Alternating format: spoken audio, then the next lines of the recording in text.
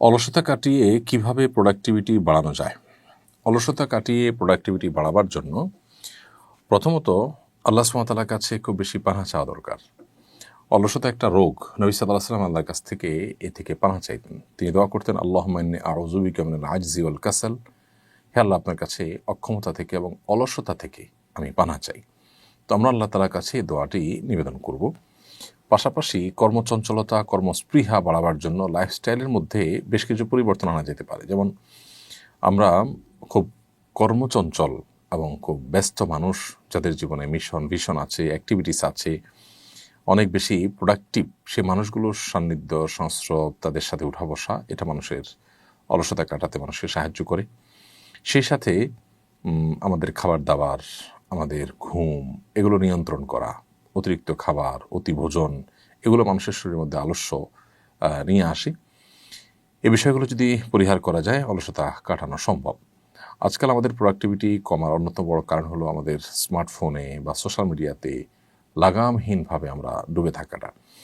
আমরা যদি সেগুলোর ব্যবহারের মধ্যে একটা লিমিটেশন আনতে পারি, নির্দিষ্ট সময় ঠিক করি যে আমরা দিনের এই সময়টা লক করে দিলাম যে এটা আমি মোবাইলকে সময় দিব, এর বাকি সময়টা আমি মোবাইলে হাত দেবো না আপাতপক্ষে, তাহলে সেক্ষেত্রে অনেকটা প্রোডাক্টিভিটি বাড়ানো সম্ভব। রাতে তাড়াতাড়ি ঘুম, সকালে ভোর থেকে উঠে কাজে লেগে যাওয়া, এটাও প্রোডাক্টিভিটি বাড়ানোর জন্য অনেক বেশি ইফেক্টিভ একটি বিষয়।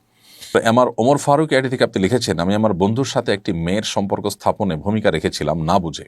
এখন তাকে বলেছি বাদ দিতে, কিন্তু সে বাদ দিচ্ছে না। এখন আমার কি করা উচিত?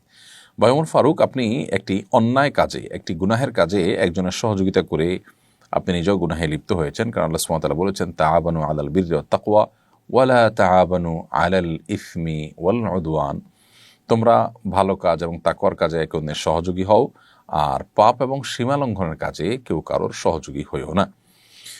তো আপনি আপনার বন্ধুকে একটি গুনাহের পথে পা বাড়াতে আপনি সাহায্য করেছেন, বুঝে হোক না বুঝে হোক। তো এর দায় আপনার। এখন সে যদি ফিরে না আসে, সে তো অবশ্যই দায়ী, সে সাথে আপনার এখানে দায় আছে। আপনি তাকে ফেরাবার জন্য সর্বাত্মক প্রচেষ্টা, নানামুখী দাওয়াতি কার্যক্রম তার উপর পরিচালনা করা, বিভিন্ন লোকদেরকে অনুরোধ করে তাকে দাওয়াতি কাজ করা, তার জন্য দাওয়াতি প্ল্যান, আপনাকে প্ল্যান এ বি সি ঠিক করা। পাশাপাশি আপনি যে না বুঝে করে ফেলেছেন সেজন্য আল্লাহর কাছে অনুতপ্ত হয়ে মাপ চাওয়া দরকার। আপনি যদি মাপ চান, ইস্তেগফার করেন, তওবা করেন, আশা করে যে আল্লাহ তাআলা ক্ষমাশীল, তিনি আপনাকে মাফ করবেন। বন্ধুদের সাথে মজা করে কি মিথ্যা কিছু বলা যায়? এবারে শরীয়ত কি বলে? আমাদের তরুণদের অনেকের মধ্যে এই ব্যাধিটি বেশ মারাত্মকভাবে দেখা যাচ্ছে যে রসিকতা করে মিছামিছি তারা অসত্য কথা বলছেন, মিথ্যা কথা বলছেন এবং মনে করছেন যে এটা পার্ট অফ বিনোদন, এটা তো সিরিয়াস না, তাহলে গুনাহ হবে না। অথচ মিথ্যা এতটা ভয়াবহ অপরাধ, এত বড় গুনাহ যে সিরিয়াসলি মিথ্যা বলা তো গুনাহ বটেই, পাশাপাশি কেউ যদি রসিকতা করে দুষ্টমির ছলেও মিথ্যা বলেন, সেটাও কিন্তু গুনাহ এবং কবিরা গুনাহ। এই জন্য নবী করিম সাল্লাল্লাহু আলাইহি ওয়াসাল্লাম বলেছেন, আনা যাইবুন বিবাইতিন ফি ওয়াসাতিল জান্নাহ লিমান তারাকাল কিযবা ওয়া ইন কানা মাযিহান। যে ব্যক্তি মিথ্যা কথা পরিহার করবে, হোক সেটা দুষ্টমি করে, রসিকতা করেও যে মিথ্যা কথা বলবে না, সে ব্যক্তির জন্য নবী সাল্লাল্লাহু আলাইহি ওয়াসাল্লাম জান্নাতের সেন্টার পয়েন্টে একটি প্রাসাদ আল্লাহর কাছ থেকে পাইয়ে দেওয়ার দায়িত্ব দিয়ে নিয়েছেন। এই জন্য মিথ্যা সর্বাবস্থা পরিত্যাজ্য, হোক সিরিয়াসলি হোক সেটা দুষ্টমি করে, আপনার বিনোদনের ছলে।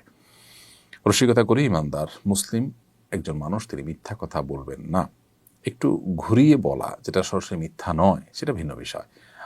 কিন্তু যেটা একেবারে ডাইরেক্ট মিথ্যা, সরাসরি মিথ্যা, যেটা একেবারে কাটা মিথ্যা, সেরকম কোনো মিথ্যা কথা বলা জায়েজ নাই, এমনকি রসিকতার ছলেও। সেই জন্য কিন্তু গুনাহগার হতে হবে, আল্লাহর কাছে জবাবদিহি করতে হবে। আল্লাহ আমাদেরকে বোঝার তৌফিক দান করুন। বেশিরভাগ পারফিউমে অ্যালকোহল মেশানো থাকে। এসব পারফিউম ব্যবহার করে নামাজ পড়লে নামাজ হবে কিনা?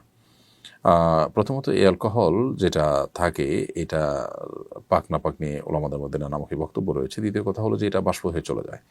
এজন্য নামাজের ঠিক আগ মুহূর্তে না লাগিয়ে কিছুক্ষণ আগে লাগালেন, একটু গ্যাপ হয়ে গেল, তারপর আপনি নামাজ পড়লেন, এই সারা নামাজ হয়ে যাবে, কোনো অসুবিধা নেই। আর বিশুদ্ধ মত অনুযায়ী এটা আমাদের পবিত্রতার ক্ষেত্রে কোনো প্রকার ছেদ ফেলবে না, অর্থাৎ এটি আপনি ব্যবহার করতে পারবেন।